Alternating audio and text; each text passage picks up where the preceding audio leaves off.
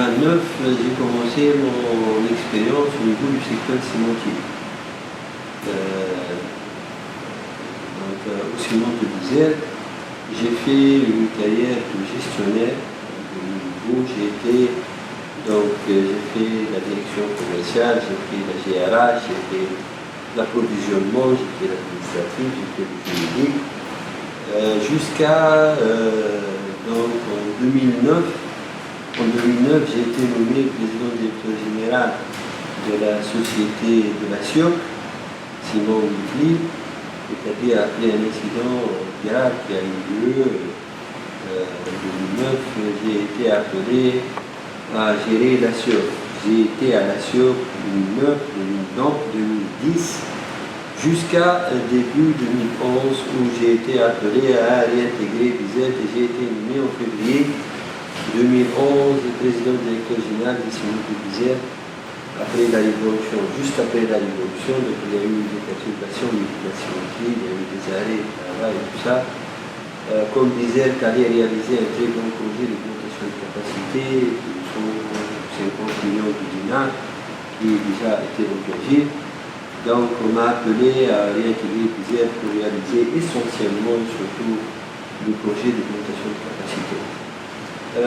Mon passage à la SIOC était un passage très important, c'était une expérience très importante parce que avec l'équipe dirigeante au niveau de la SIOC, on a fait quand même un exploit en 2009-2010.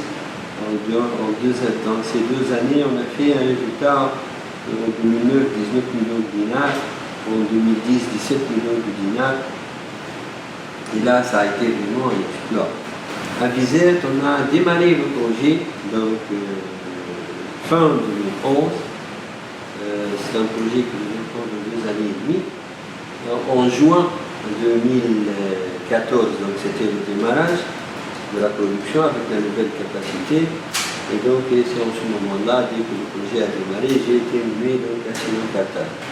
Simon Carthage qui était également en démarrage au niveau de l'usine qui était a démarré, donc c'était la première période de commercialisation de son produit. Depuis 2014, donc en janvier, on a commencé à acheter l'énergie au prix coûtant. L'État s'est rétracté en 2 étapes. Donc en janvier et en juin, on ne subventionne plus l'énergie. C'était un accord qu'on a conclu avec les autorités qui était donc sur 3 points réellement. Donc on devait donc acheter l'énergie au prix coûtant d'un côté, de l'autre côté la libération du prix sur le marché local. Et le 3e point qui n'a pas été exécuté jusqu'à ce jour, c'est la libération de l'exportation. On a certainement donc préparé une stratégie pour s'imposer dans ces conditions-là, dans le marché excédentaire, et il y a une concurrence vraiment très sérieuse.